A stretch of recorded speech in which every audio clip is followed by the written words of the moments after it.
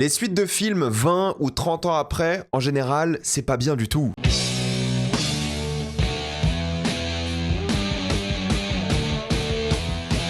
Le diable s'habille en Prada 2. Comme d'habitude, jusqu'à la minute indiquée dans le titre de la vidéo, il n'y aura pas de spoilers, reste tranquille, après on va tout spoiler. Le diable s'habille en Prada 2 raconte l'histoire de Andy qui se fait licencier de son travail de journaliste. Et afin de rebondir, elle va retravailler pour Miranda. Sauf que Runway, l'entreprise en question, de mode, a un vrai problème. Elle va couler. C'est là que tous les gens de l'entreprise vont chercher un moyen de sauver la boîte. Le diable s'habille en Prada 2 sort aujourd'hui en salle française. Et je suis toujours un peu méfiant par rapport à ce genre de projet. Ces fameux suites des décennies après, souvent appelées Legacy Sequel, les suites avec les personnages d'origine et des nouveaux, sont souvent cyniques, nostalgiques et inintéressantes de manière générale. Mais moi, je vais vous dire un truc, j'aime bien le premier film, je trouve que c'est une bonne dose d'énergie, je l'ai revu la semaine dernière, ça reste un kiff quoi.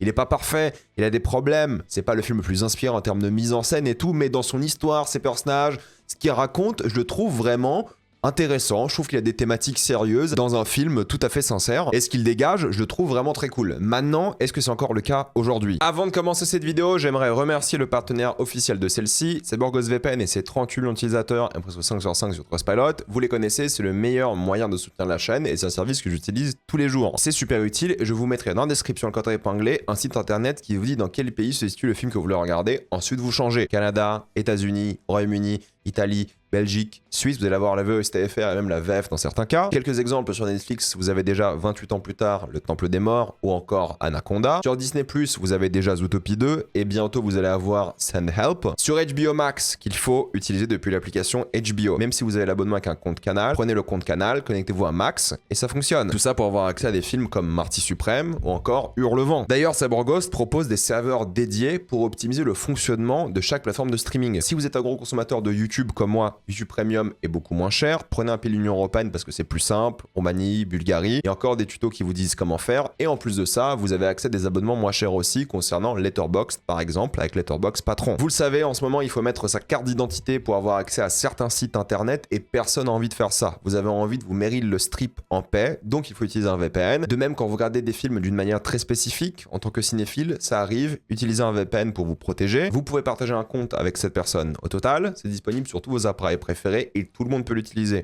Quelques clics, c'est fait, c'est super simple. Vous pouvez essayer par vous-même car vous êtes satisfait ou remboursé sous 45 jours et vous avez une assistance technique en français 24h7. Utilisez le lien dans la description, le code épinglé afin de vous abonner à SaborghosVPN et bénéficier de 83% de réduction plus 4 mois gratuits.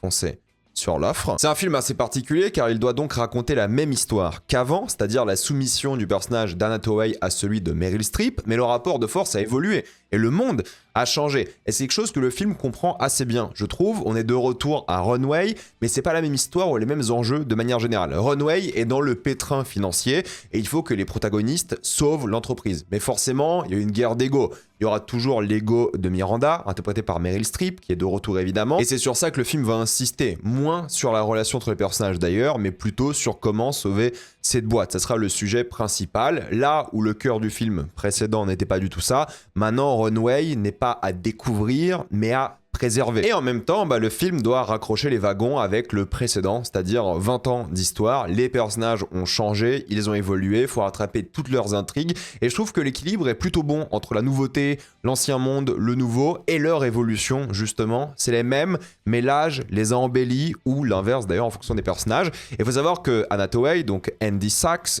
dans le rôle, est cette fois-ci un peu moins timide et se fait moins marcher dessus évidemment. Elle a la quarantaine aujourd'hui, mais elle a encore quelques petits problème de confiance en elle, il y a des traumas qui reviennent quand elle revoit Miranda forcément, et elle vit dans une forme de précarité. Bon, c'est un peu particulier pour nous français parce que c'est New York, elle a un super beau appartement qui est genre énorme, mais l'eau de son robinet sera dégueulasse. Du coup, c'est pour nous dire qu'elle est dans une forme de précarité. Mais quand tu vois son appart à New York, tu dis c'est pas possible, en fait c'est pas la précarité, elle a un super appart dans genre la ville, enfin l'une des villes les plus chères au monde. Donc c'est un peu particulier pour nous, je pense, français, qui connaissons pas New York. Moi je suis jamais allé à New York, j'en sais rien, mais bref, elle est dans la précarité, elle a été licenciée, elle s'est s'est faite virer pour des raisons économiques, pas à cause de son travail de journaliste, donc elle est vraiment victime d'un système. Et en plus de ça, c'est une femme contemporaine, une femme vraiment de la décennie 2020, avec un moral solide et des rêves d'artiste. Et c'est ça qui est intéressant en fait, c'est les nouvelles thématiques du film. C'est plus la mode, parce que ça l'a jamais intéressé en réalité. Enfin, j'exagère quand je dis jamais intéressé, mais c'était pas son cœur à elle dans le premier film. Elle, ça a toujours été une femme qui est intéressée par le journalisme. La mode, c'est un truc qu'elle faisait pour le travail, pour l'expérience et tout.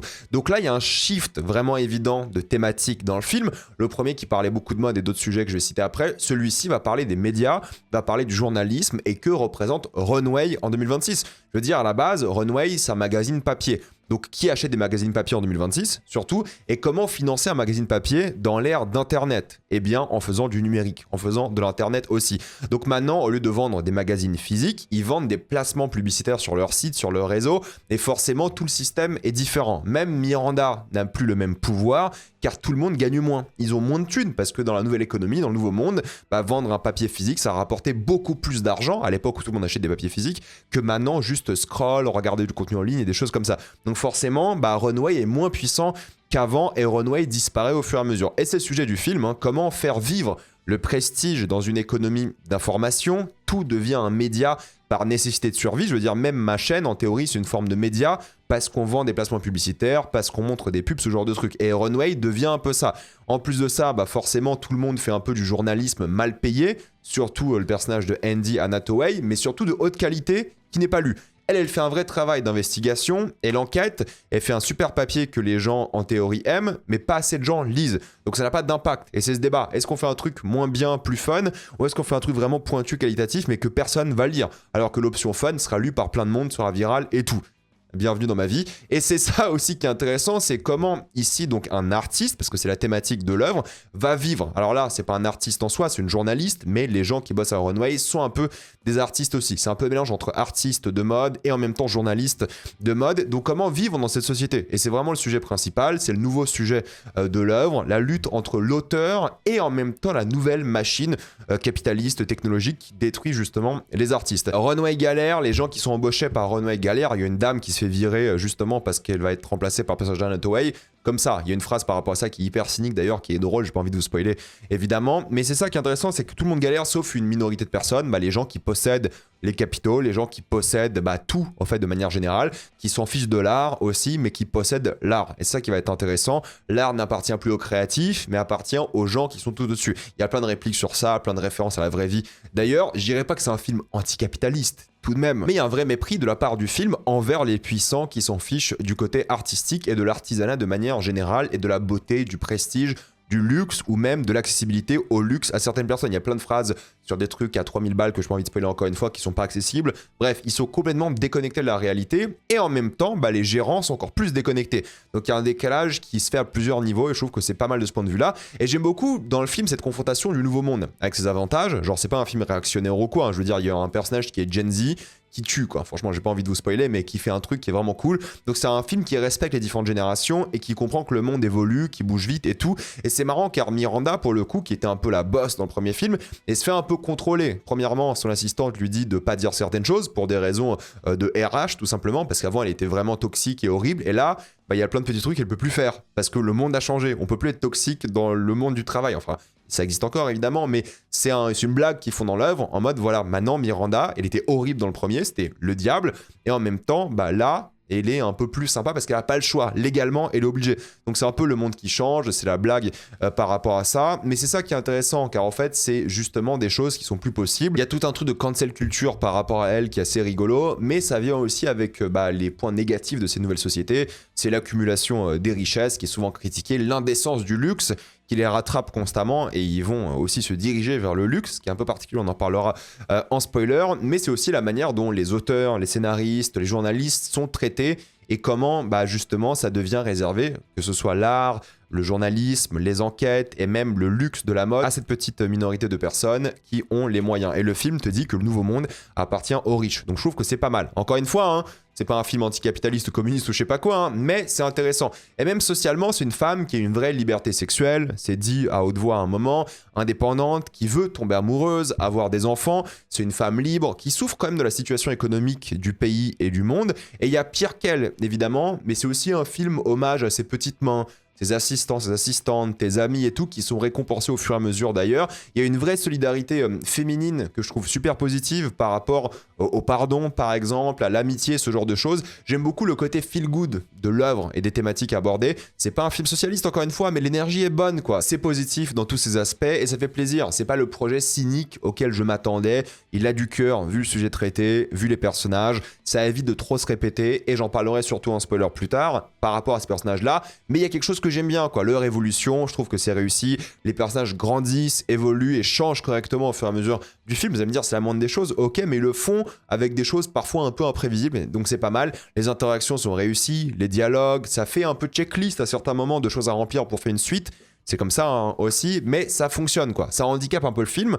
C'est vrai en termes de rythme, en termes de scénario, en termes d'idées de personnages, parce que parfois il faut rappeler des choses du premier, mais c'est pas que du fanservice. J'avais peur un peu par rapport à ça, ça va être un enchaînement de fanservice du premier, mais c'est pas vraiment ça. Alors oui, parfois le film se fait rattraper par du fanservice, mais ça va. Globalement, c'est limite des petits clins d'œil plus qu'autre chose, donc c'est pas déconnant. Et puis même les acteurs, ça se voit qu'ils sont contents de revenir, ils s'éclatent tous, tu ressens l'alchimie, Anna Thaoué, elle carry le film, mais même des petits personnages comme Simone Ashley juste là, elle tue aussi dans son petit rôle qu'elle a, elle a quelques petites scénettes, mais elle est vraiment charismatique et tout le monde est vraiment content de revenir dans ce projet-là, ça se ressent, ils sont pas là pour le chèque, il y a du cœur aussi dans la manière de jouer, et ça change des thématiques du premier film, sur le sacrifice, la trahison de soi-même, pour évidemment l'ambition de manière générale, l'exploitation, la culture toxique du travail, le fait d'être maltraité, et le prix à payer pour réussir. Peut-être les thématiques du premier film étaient plus profondes, peut-être plus intéressantes, surtout avec la vibe plus comique du premier, mais je suis content que le film ait changé. Parce que oui, ça parle toujours de trouver sa propre identité, son image et tout.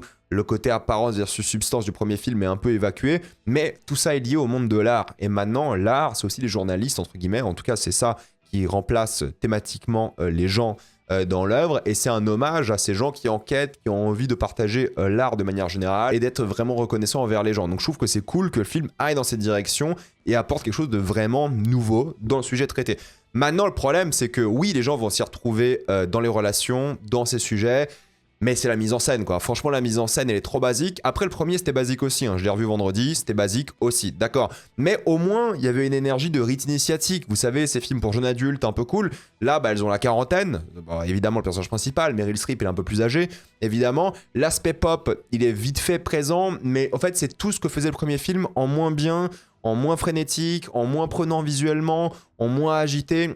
C'est un film pour quarantenaires en fait, c'est ça qui est assez rigolo à voir. Moi j'ai la trentaine bientôt, mais en tout cas voilà, c'est un peu bourgeois riche, déconnecté dans la forme, sans l'énergie qu'avait le premier. Rappelez-vous de la scène d'introduction du premier, là ils essaient de la refaire dans celui-ci et c'est complètement à côté de la plaque quoi, ça n'a plus aucun rapport, mais c'est pas non plus une critique en fait de l'âge, c'est juste que ça a pas du tout le même punch, et c'est pas grave en soi, parce que parfois vous allez retrouver quelques petits moments où il y aura ce frénétisme, cette énergie de la quarantaine cette fois-ci, mais il y aura plus ce côté un peu girly pop, même dans la musique. Là, ils vont prendre des sons de la décennie, de 2025, 2026, mais il y a plus ce truc-là, quoi. Cette vitalité qui faisait grave plaisir dans le premier. C'est un film plus sage, moins rapide, et ça fait vraiment téléfilm Netflix où ils expliquent tout à haute voix. C'est moins fascinant à regarder visuellement, c'est moins contrasté. C'est pas la fin du monde, mais ça se voit que ça a été fait pour la télé aussi, mais téléfilm cher quoi. Et ça c'est un peu dommage, ça fait moins film de cinéma, j'ai quelques regrets par rapport à ça, mais bon, c'est pas la fin du monde, c'est juste un peu dommage, parce que si tu prenais un vrai réalisateur qui avait un peu une patte, je dis pas que ce soit un Scorsese, mais juste une patte pour jouer un peu plus sur l'énergie, le montage et tout, pour avoir un peu quelque chose similaire au premier dans la tonalité et dans la mise en scène, là ça tente rien, ça fait très artificiel, et oui il y a des trucs qui sont hyper faux. Dans le marketing, le nombre de placements de produits, c'est pas possible, franchement c'est hallucinant. Je parle pas que de la mode, il y a des pubs pour Stella Artois, genre la bière, il y a plein de pubs comme ça, j'ai pas envie de vous spoiler à la limite, mais il y a que des pubs quoi, des name dropping, plein de trucs comme ça. Il y a un nombre d'intrigues assez hallucinants qui sont faites, à l'impression, pour des edits TikTok. C'est affolant. Les lieux sont ou gérés littéralement par un gros studio qui a pas de vie, pas d'âme, ou par l'office du tourisme de l'Italie, parce que ça se passe à Milan la moitié du film. Et il y a un truc très faux dans la mise en scène qui fait cahier des charges. Ça, il faut noter pour le partenariat. Ça, c'est pour le marketing, ce genre de choses. C'est un peu dommage. À certains moments, le film fait très artificiel. Mais ce qui est intéressant, c'est que même ça reste un pur produit marketing, une suite qui va cartonner d'après moi. Ça fera, je sais pas, 400, 500, 600 millions. Je pense que les gens vont y aller. Il y a du cœur quand même dedans. Et ça, c'est important. Je pense que c'est un produit qui est peut-être un peu cynique du point de vue des gros au sommet de l'entreprise, de chez Disney et tout, mais en tout cas, quand tu regardes le film, ils sont allés chercher un cœur émotionnel, ils sont allés chercher quelque chose qui est cool. Alors oui, il y a des idées aussi que je trouve sympas par rapport à Milan, par rapport à l'art et tout dans la mise en scène, c'est léger mais il y en a un petit peu. Il y a quelques travelling arrière qui sont répétés constamment pour montrer la grandeur des pièces et littéralement la pensée des gens qui s'ouvrent en même temps et leurs idées. Mais en termes de montage, il y a une séquence de mode que j'ai pas envie de spoiler, c'est un enfer sur terre quoi. C'est filmé comme une scène d'action et putain la mode c'est un truc quand même qui est censé être beau, qui t'es censé regarder, il y a quelqu'un qui va en train de faire un défilé, ça prend quelques secondes mais tu regardes, il se passe rien. Là c'est surmonté, surcuté et tout, c'est un peu une cata et ça vient du problème qu'ils voulaient mettre 1 milliard de trucs en fait dans l'œuvre. Il y a des caméos de plein d'artistes italiens que même moi je connais alors que je connais rien à la mode mais ils sont tellement reconnaissables que tu les reconnais. Il y a plein de trucs comme ça qui font vraiment checklist en mode on va mettre tous nos potes dedans et ça m'étonne pas qu'ils aient enlevé genre des caméos, genre de Sydney Sweeney, genre de trucs parce que il y a des acteurs connus qui apparaissent et il y en a d'autres je pense qui devaient apparaître mais qu'ils ont cut aussi. Il y a des gens qui sont name droppés, ça se voit qu'ils vont avoir un caméo et ils sont pas dedans. Et la séquence musicale de la séquence de mode, pareil, le choix de l'artiste, moi j'aime bien, je vais pas vous le spoiler, mais c'est une catastrophe en termes de montage et de mise en scène. Les effets spéciaux, même quand c'est tourné sur place, franchement, c'est pas beau du tout. T'as l'impression qu'il y a un fond vert ou un volume. Il y a juste le lac de Côme où ça va, je trouve, mais sinon il n'y a pas de beaux plans non plus, quoi. Et l'idée même de composition de plans est inexistante sur les rapports de force et tout. C'est trop dommage parce qu'en fait, si c'était un vrai bon film, il y avait au moins quelques petites idées. Mis à part quelques trucs sur New York avec le gratte-ciel de Runway qui surplombe la ville, il n'y a rien quoi. Et c'est dommage par rapport à ça. Et le vrai problème, c'est que en fait, c'est beaucoup trop long. Hein. On est sur 2 heures de film, 10 minutes de plus que le précédent film.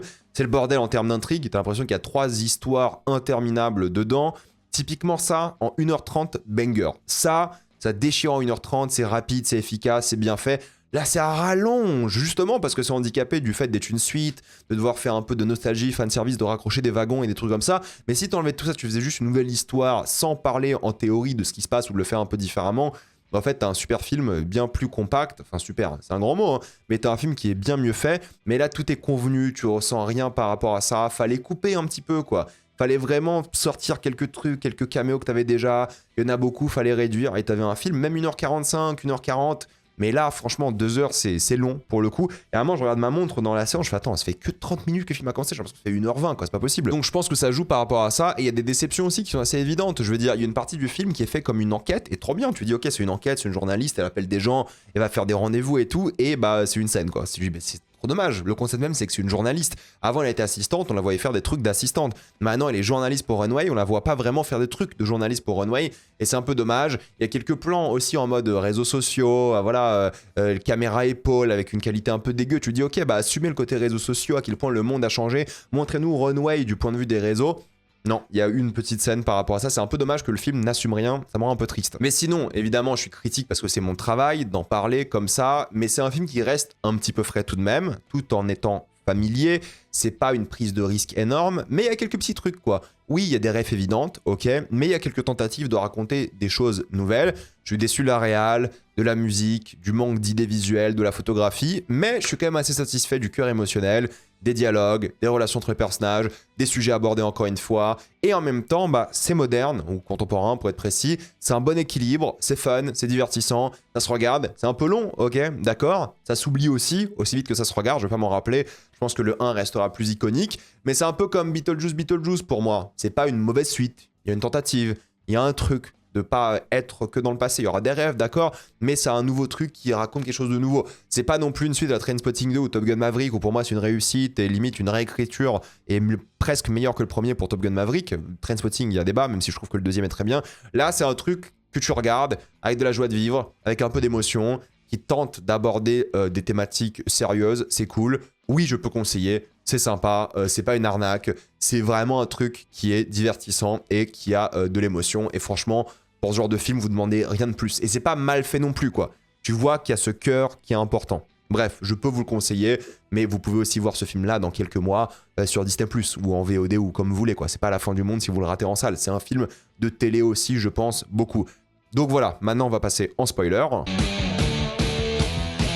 En vrai, il y a plein de trucs rigolos que j'aime bien. Le parfait remplacement d'Emily Blunt et Anna Thaoué est interprété par Simone Ashley, que je trouve génial. Elle a un timing comique qui est vraiment top, encore une fois. Et bon, faut dire les choses. Le manque de diversité dans le premier film était quand même assez aberrant. Maintenant, on est en 2026, il faut un peu plus de diversité. Tant mieux, Dieu merci. Mais c'est vrai que ça fait du bien à la saga de voir des nouveaux visages. C'est pas que juste un monde de blancs et de blanches, ça c'est plutôt cool. Mais surtout que c'est un peu l'assistante parfaite qui est passionnée de mode, qui est récompensée aussi à la fin avec une nouvelle position, et en même temps qui a ce mépris à la Miranda. Ça pourrait être une sorte de Miranda plus tard dans sa vie. Elle est motivée, elle fait son taf, tout se passe bien, c'est un peu la working girl, mais aussi avec ce truc attachant du mépris. Genre, bizarrement, le mépris la rend attachante, la rend genre vraiment agréable, et je dirais pas qu'elle vole le show dans chaque scénette, mais elle a un truc qui est cool. Tout le monde est vraiment récompensé à la fin, même le petit rôle de Caleb Heron, je crois qu'on prononce, ou Aaron, j'en sais rien, que j'adore sur les réseaux, c'est un comédien, il a un podcast et tout, il est super drôle. À chaque fois que je vois un influenceur dans un film américain ou même français, alors je me dis putain, il va être chiant et tout. Eh, il est bon, hein. Il a une énergie comique aussi qui est, c'est son travail, hein, j'ai envie de vous dire. Mais il est bon. Il y a un petit truc, il a un tout petit rôle, d'accord. Mais il est bon. Il explore aussi une manière de soumettre quelqu'un parce que lui est soumis littéralement. Il est là au travail la nuit, il est assistant, il est esclave limite de son taf. Mais vu qu'il est solaire, il y a un truc un peu rigolo, attachant aussi, quoi. Alors que c'est critiqué, hein, clairement, mais il est récompensé aussi à la fin. Je trouve que le traitement des personnages masculins est assez réussi. Kenneth Branagh, certes, c'est pas son film, mais c'est le mari de Miranda. Et quelle bonne idée, en réalité, d'avoir quelqu'un qui se remarie à un âge assez avancé, disons les choses, après son divorce. L'amour n'a pas d'âge, et surtout que c'est un artiste. C'est un créateur aussi, et tu comprends pourquoi ils sont ensemble. Il y a une vraie alchimie, et tu vois qu'ils sont bien ensemble parce qu'ils peuvent se reposer l'un sur l'autre. Il y a quelque chose de sincère par rapport à ça aussi. Et j'aime bien les romances de manière générale, hein, car c'est pas le cœur du film, mais c'est important aussi dans la vie. Surtout chez les hommes et les femmes, de manière égale. Et c'est cool qu'Andy soit avec un acteur pas très connu, parce que je pense que ça aurait vraiment distrait que l'acteur soit connu, un Australien connu, Hugh Jackman, par exemple. Ils ont le même âge, plus ou moins, t'as l'impression. Donc c'est surtout qu'elle puisse sortir avec quelqu'un à un âge, encore une fois, quarantaine, c'est pas la vingtaine, et montrer qu'elle a encore l'option d'avoir des enfants. Donc c'est vraiment un film hyper contemporain. Ok, regarde, tu peux trouver l'amour à 70 ans, à 40 ans, à 20 ans, il n'y a pas d'âge, et tu peux avoir des enfants quand tu veux. Et je trouve que c'est quelque chose d'assez réussi. Oui, message politique, tout ça, mais c'est une bonne valeur qui est transmise, et c'est dans le cœur, encore une fois, et l'ADN de la saga, du coup, pour l'instant. Puis même chez le grand patron qui meurt, il y a une envie de faire exister le projet artistique, même si on voit que ça rapporte rien, c'est un échec, il avait cette envie d'avoir cette boîte qui était de prestige. Il y avait une réputation. Et même si ça passait de moins en moins bien, pour lui, c'était important cette image, que ce soit d'un point de vue cynique ou pas. C'était un projet de cœur qu'il avait depuis 75 ans. Il dit, en tout cas, sa famille avait depuis 75 ans parce que c'est son grand-père et tout. Donc, il y a quelque chose qui est quand même assez admirable et attachant par rapport à ce riche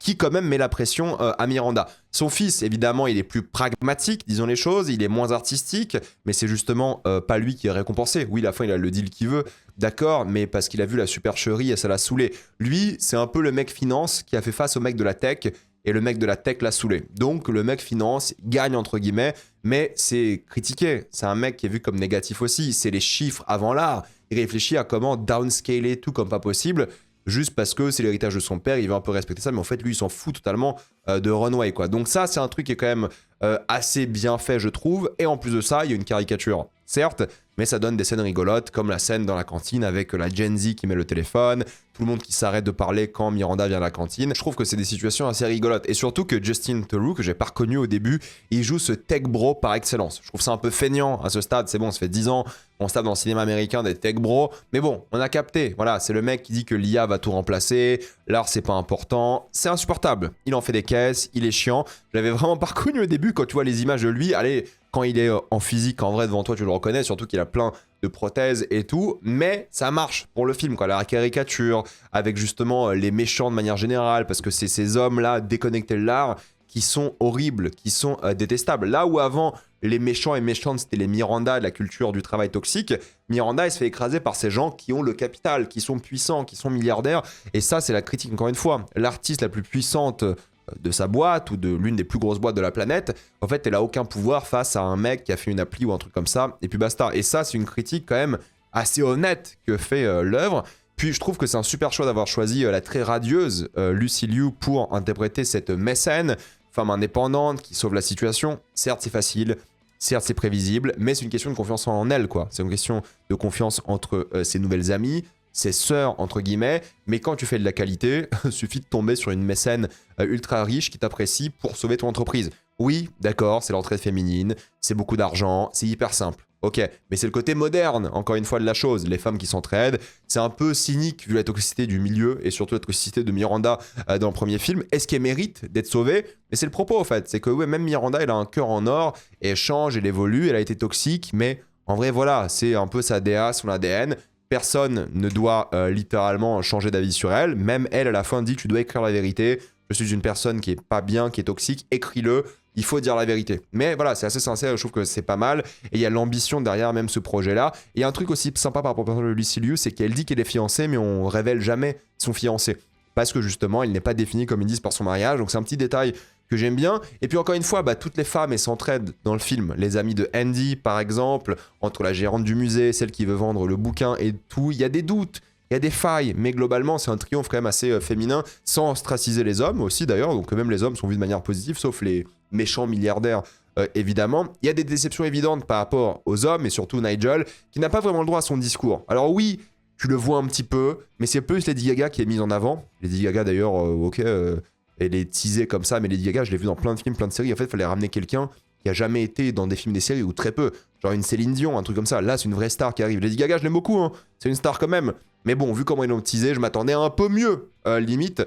Même si, bon, encore une fois, ça reste très très bien. Mais lui, il a moins de temps à l'écran avec son discours qu'il a écrit. Certes, il a une scène un peu touchante avec Miranda, qui le considérait comme acquis, alors que c'est pas le cas. Nigel qui réalise qu'en fait, il va avoir son petit moment. Mais on le voit pas vraiment, son petit moment, en fait. C'est un petit discours, vite fait, on passe à autre chose.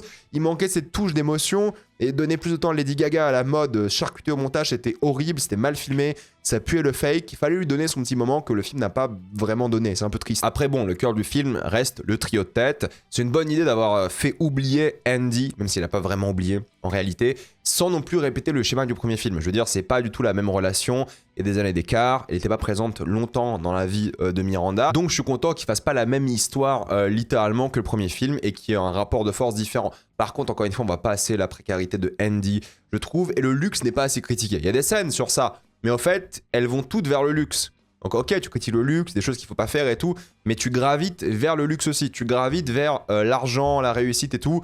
Et bah, c'est les États-Unis, quoi. Il y a encore ce truc par rapport à ça, mais c'est marrant de critiquer.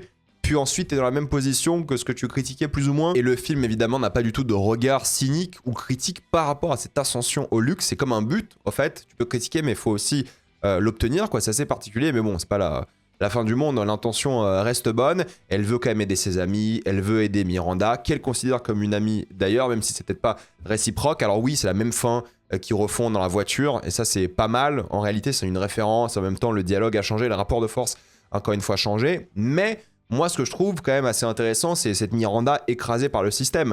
Avant, elle semblait inébranlable, elle semblait imbattable, et là, d'un coup, elle peut plus se prononcer, elle veut limite prendre sa retraite, elle abandonne l'entraide féminine, c'est d'ailleurs ça qui la sauve à la fin, mais elle était en train d'abandonner, quoi. Elle s'est dit, bah en fait, c'est fini, c'est bon, je vais rester avec mon mari, je vais prendre ma retraite, et puis basta, quoi. Mais, encore une fois, elle a encore son charme méprisant, moins toxique, certes, d'ailleurs c'est très drôle quand elle essaie de pas être toxique, pas être méprisante, le body négative, c'est à mourir de rire, au lieu de body positif, c'est trop bien. Et ça finit de manière générale mieux que le premier film, quoi. Le premier film, il y avait une fin un peu douce amère, faut dire les choses, là c'était beaucoup plus ouvert, tout se passe bien, tout est magnifique, tout est génial.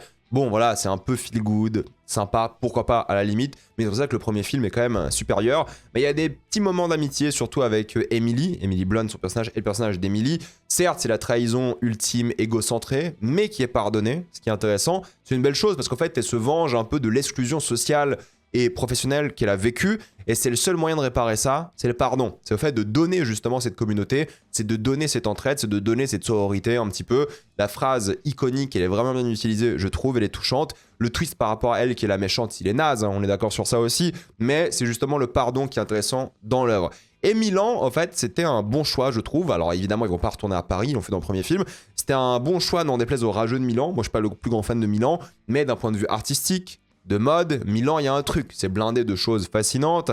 Ils abusent un peu sur les plans du Duomo, sur la galerie et tout, d'accord. Mais ça raconte quelque chose avec la fameuse scène, la scène avec Jésus, hein, je veux dire, parce que justement, c'est pourquoi arrêter la création. Regarde ce qu'on peut bâtir, ça peut tenir des siècles et des siècles. On est dans des ruines, et le mec de la tech, il se dit l'inverse, il dit on est dans des ruines, pourquoi Pourquoi ne pas juste avancer, puis il y aura d'autres ruines, et puis basta. Eux se disent, regarde, il y a encore des ruines aujourd'hui. En fait, ce qu'on va faire sera éternel. Les artistes, la création sera éternelle, adorée, et c'est ça qui est intéressant. Alors que le tech bro, il est en mode, le futur est inarrêtable. C'est un argument de merde. C'est lui qui contrôle le futur aussi, quoi. C'est juste hyper cynique, et c'est l'excuse de beaucoup de gens de la tech qui disent, non mais de toute façon, la technologie, on ne peut pas l'arrêter. C'est comme ça, et puis basta. Eux, ils se disent, ok, on peut bosser avec la technologie et tout, mais quand même, regarde ce qu'il a fait ici sur ce mur. Regarde à quel point c'est beau, c'est fort, c'est magnifique. Et c'est ça qui est intéressant aussi. Bref, c'était cool.